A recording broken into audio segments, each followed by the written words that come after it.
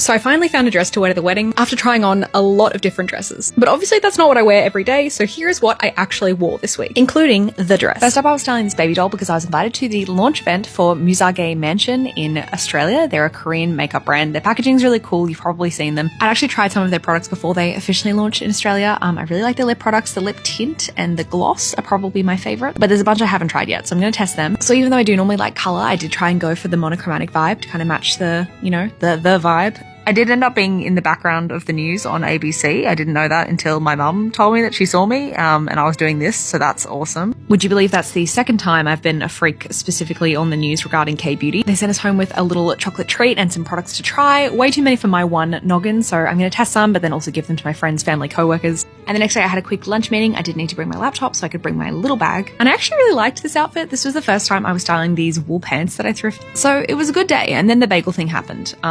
Moving on. The next day I was working from home and I didn't have any meetings, so I was fully just in gremlin mode, and then I quickly got ready and did a blowout, so my hair looked kind of crazy because we were flying back to Brisbane for my friend's wedding, so I just kept it kind of chill, just jeans and a white crop polo. And then the next day, you know, you're back in your hometown, everyone just wants a piece or wants a slice, so we had some dinner with family. So I just popped on my tried and true dress from Faithful, and then it was a bit chilly, so I popped on this jumper. I don't know if it really worked, but it was the only one I had, so I just went with it. So we went to dinner, then we went to Barrel and Stills, which is a really cute bar spot in Brisbane, and they were doing a little tasting, so I did a little tasting. The next day was the day of the wedding, so here's me doing my final glamorous touches to get ready. And if you haven't seen it yet, here is the reveal. This is the dress I ended up getting. I have another video with all of the details, so you can check that out if you're interested. But yeah.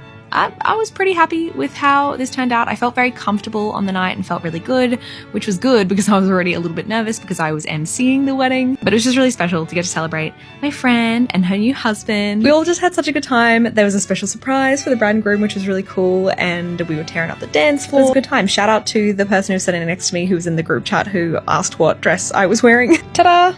It's this one. Then the next day, following the big night, I feel like I didn't look too crusty, but I was just wearing this Intimissimi top and the same jeans that I've been wearing the whole time because I'm only going to pack one pair of jeans. Anyway, went out for lunch with a friend of ours, and we took a tourist picture, which we thought was funny because, like, we're from Brisbane. Anyway, dehydrated and clearly in the peak of our comedy, we decided to head back to Sydney, and that was what I wore that week.